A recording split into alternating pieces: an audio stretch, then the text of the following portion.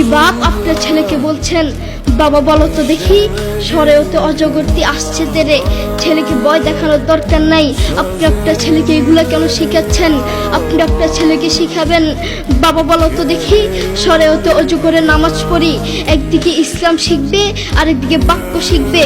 আপনি আপনার ছেলেকে কিছু কবিতা শিখাচ্ছেন, বাবা বলো তো দেখি ওই দেখা যায় তাল গাছ, ওই আমাদের গা, ওইখানেতে বাস করে কানা বগিচা।